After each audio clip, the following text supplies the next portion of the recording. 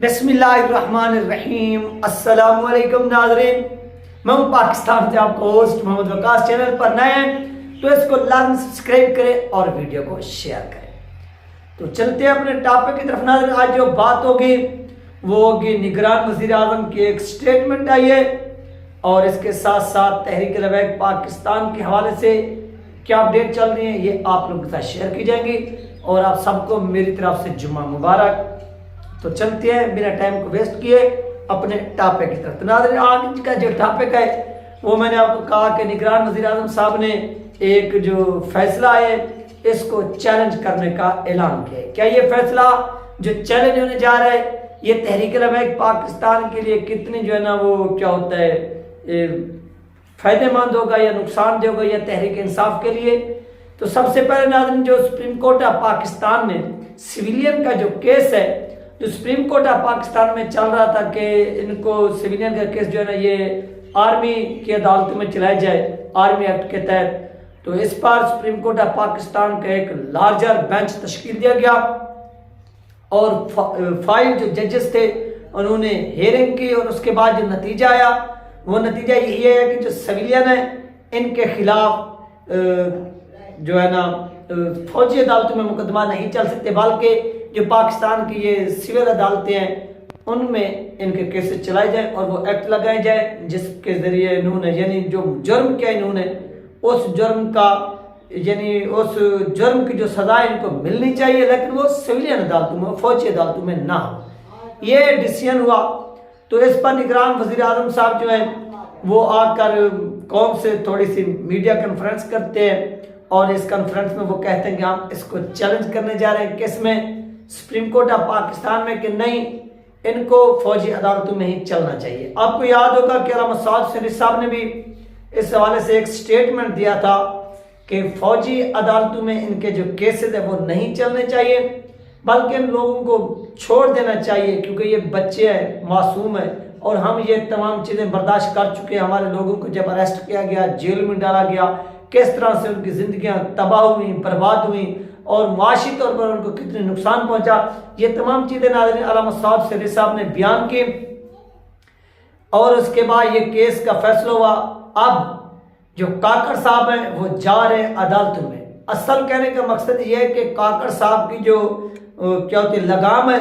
वो किसी और के हाथ में है और इस वजह से वो जब इनको किसी के पीछे लगाते हैं तो ये दौड़ कर जाते हैं क्योंकि कुर्सी का जो नशा होता है ये बड़ा मज़ेदार होता है और इस नशे से ये इंजॉय कर रहे हैं। यानी इनके अपने पास कोई इख्तियार नहीं है, ये अपनी ज़बान से कोई लफ्ज़ बोल सके नहीं। जैसे इनको चाबी दी जाती है, लगाई जाती है, उस तरह से जिस तरह इनकी लगाम को मोड़ा जाता है, फेरा जाता है, तो ये वही होते जाते हैं काकड़ साहब। और काकड़ साहब इसको चैलेंज करने जा रहे हैं। बजात खुद मैं भी इस चीज़ के हक में नहीं हूँ कि इनका जो मुकदमात हैं वो फौजी अदालत में चले। यार ये सब लोग आम शहरी हैं और दूसरा जज्बात में सब कुछ हो जाता, अगर हुआ है जुर्म हुआ है तो उसकी सज़ा मिले, लेकिन वो सज़ा पाकिस्तान की ये जो सिविलियन कोर्ट्स हैं इनमें अंदर होनी चाहिए, इनके यानी फौजी अदालतों में नहीं होना चाहिए। इससे क्या होगा कि इदारों के खिलाफ जो नफरतें हैं वो मज़ीद बढ़ेंगी। लिहाजा सुप्रीम कोर्ट ऑफ पाकिस्तान ने ये जो डिसीजन सुनाया है ये तो तहरीक इंसाफ के हक में भी है और दूसरा जो लोग गिरफ्तार हैं उनके भी हक में है। हाँ, अगर आप मुकदमा चलाना चाहते हैं, अगर आप मुकदमात काकड़ साहब चलाना चाहते हैं तो आपसे एक छोटी सी रिक्वेस्ट है कि जो लोग प्रेस कॉन्फ्रेंस करके वो एक गुनाह से पाक हो जाते हैं, उन पर जन्नत वाजिब हो जाती है, वो बरी और जिम्मा हो जाते हैं, जो तहरीक इंसाफ को छोड़कर इस्तेकाम पार्टी में जाता है, इस्तेकाम पाकिस्तान पार्टी, मुस्लिम लीग नून, पीपल पार्टी, JUIF यानी और दूसरी वो जो तहरीक इंसाफ पार्लियामेंटेरियन जो हमारे साबिक वजीर दिफा परवेज खट्टक साहब ने बनाई है उसमें जाते हैं तो उनके गुनाह जो है वो माफ़ हो जाते हैं। अगर ये दोहरा मियार इस वक्त चल रहे तो फिर आप इस दोहरे मियार को भी बंद करें। आप उन लोगों को फिर पकड़े, फवाद चौधरी को, दूसरा वो फरूक हबीब साहब को और भी बहुत से मैं के नाम लूँ, फिर उन मुजरिमों को भी पकड़े जिन्होंने आवाम को भड़काया और भड़का कर यहाँ तक ले आए और आवाम ने वो काम कर दिखाया जो आवाम को नहीं करना चाहिए था। नहीं तो इसके जिम्मेदार तो फिर आप खुद भी हैं,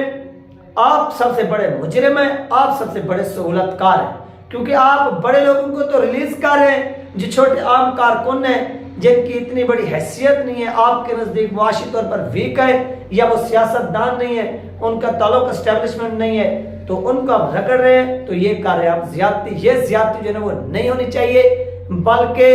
वो काम करें जो काम दूसरों को भी पसंद है और दूसरे भी पसंद करें। हो सकता है कि जो इलेक्शन कमीशन ऑफ पाकिस्तान ने जो फैसला सुना है सुप्रीम कोर्ट ऑफ पाकिस्तान के अंदर, फिर आप इसके खिलाफ भी चले जाए कि नहीं हम इसके खिलाफ भी जाते हैं कि सुप्रीम कोर्ट ऑफ पाकिस्तान के अंदर जो इलेक्शन कमीशन ऑफ पाकिस्तान ने रिपोर्ट जमा करवाई जिसमें तहरीक लबैक पाकिस्तान को एक क्लीन चिट दे दी गई है, इस क्लीन चिट के खिलाफ भी हम जाएंगे। हो सकता है आप ये भी कह दें, क्योंकि आपको जो पीछे बैठे हुए हैं वो जैसा कहते हैं आप करना शुरू कर देते हैं। ये आपको जेब नहीं देता, पूरी कौम देख रही है, 24 करोड़ आवाम देख रही है कि कौम किस तरह से इस मुल्क के लिए मुखलिस है और मुखलिस होकर काम कर रहे, कौन दगाबाजी कर रहे, कौन दो नंबरी कर रहे, ये तमाम चीजें जो है ना वो इस वक्त चल रही है। लिहाजा आप इसमें बहुत बड़े मुजरिम हैं, गुनहगार हैं, क्योंकि आप छोटे लोगों को सजा दे रहे हैं, बड़े को छोड़ रहे हैं। अब आपकी नजरें इसके साथ साथ ये फैजाबाद धरना पर भी है। अब धरने का जो हतमी डिसीजन है, यानी एक तो पहले डिसीजन आया काजी फैजल साहब ने सुना दिया, उसके ऊपर कोई अमल दरामद नहीं हुआ, यानी अब ये अमल दरामद केस है कि इसके ऊपर कितनी % अमल दरामद हुआ। यानी 2019 के अंदर जो सुप्रीम कोर्ट ऑफ पाकिस्तान ने अपने एक डिसीजन सुनवाया और इस डिसीजन में उन्होंने जो पॉइंट्स नोट किए और उन्होंने कहा कि इन पॉइंट्स के ऊपर क्या है अमल होना चाहिए, अमल करना चाहिए, उनके ऊपर अमल नहीं हो सका। तो सुप्रीम कोर्ट ऑफ पाकिस्तान ने जब दोबारा हियरिंग की तो जिन जिन इदारों को उन्होंने उस वक्त नोटिफिकेशन किया था कि आप ये काम करें, तो उनसे दोबारा जो है ना वो जवाब तलब किया कि आ जाइए आपने क्या जो है ना इनके ऊपर अमल दरामद किया है। तो सब जो है ना वो बारी बारी पेश हो रहे हैं और अपनी अपनी जो रिपोर्ट है वो जमा करा रहे हैं और इस तरह इलेक्शन कमीशन ऑफ पाकिस्तान ने भी जमा कराई है। अब सुप्रीम कोर्ट ऑफ पाकिस्तान इसके ऊपर क्या डिसीजन देता है ये आप लोगों के सामने आ जाएगा। लेकिन एक बात है कि सुप्रीम कोर्ट ऑफ पाकिस्तान के इस डिसीजन से पहले जो इलेक्शन कमीशन ऑफ पाकिस्तान ने इकदाम उठाया है, जो TLP को क्लीन चिट दी है, तो इस पर तहरीक लबैक पाकिस्तान के हल्कों में काफ़ी जो है वो खुशी का इजहार किया जा रहा है। वो खुशी का इजहार वो क्यों कर रहे हैं? वो खुशी का इजहार इस वजह से कर रहे हैं कि उनके ऊपर हमेशा ब्लेम लगाया गया, सब कुछ किया गया, लेकिन आज वही इदारे, आज वही वजारत दाखिला जो इनको कभी कलदम कभी क्या कहती थी, वो आज ये कह रही है कि ये रियासत मुखालिफ नहीं है, ये पाकिस्तान के मुहिब वतन शहरी हैं, ये मुहिब वतन जमात है। ये चीज़ तो एक तरफ से वाज़ेह होगी ना, तो दूसरी तरफ से जो कुछ हो रहा है या चल रहा है वो आपकी आंखों के सामने। अब तहरीक इंसाफ और तहरीक लबैक को जो है ना वो एक तरफ से टारगेट भी किया जा रहा है, दूसरा वो प्लान भी बनाया जा रहा है। तहरीक इंसाफ तो वैसे भी खुदे ने लग गई है, लगाने वालों ने लगा लिया है। अब उनका जो टारगेट है नवाज शरीफ के रास्ते के अंदर के रोड़े कोई ना अटकाए या कोई कांटा ना हो, तो इस वक्त जो कांटा चुभ रहा है, जो सामने बन कर है, उसका नाम है साद हुसैन रिजवी साहब। साद हुसैन रिजवी साहब के साथ क्या कुछ होता है क्या नहीं होता ये आपके आंखों के सामने आ जाएगा। दूसरा, आज जो जुम्मा का खिताब है ये भी अल्लामा साद हुसैन रिजवी साहब का बहुत बड़ी अहमियत का हामिल है, क्योंकि इस जुम्मा के खिताब में जो बैतुल मुक़द्दस के हवाले से एक मिलियन मार्च का ऐलान भी आज के दिन मुतवक्के है, क्योंकि इस जुम्मा के खिताब के दौरान ही फ़लस्तीनियों के लिए जिस तरह से आवाज़ बुलंद की जाती है, कौम को जगाया जाता है, कौम को बेदार किया जाता है और अपने हुक्मरानों की जो गैरत है वो भी जगाने के लिए इक़दामात जो है ना वो उठाए जाते हैं और बातें की जाती हैं कि इनको गैरत आए, लेकिन गैरत उनके करीब से भी नहीं गुजरती। एक होती ना आ जाती है, लेकिन गैरत जो है वो इनके करीब से भी नहीं गुजरती। ये तमाम चीज़ें वो इस वक्त चल रही है। अब देखना ये क्या ये इस तरह से होता है कि नहीं होता,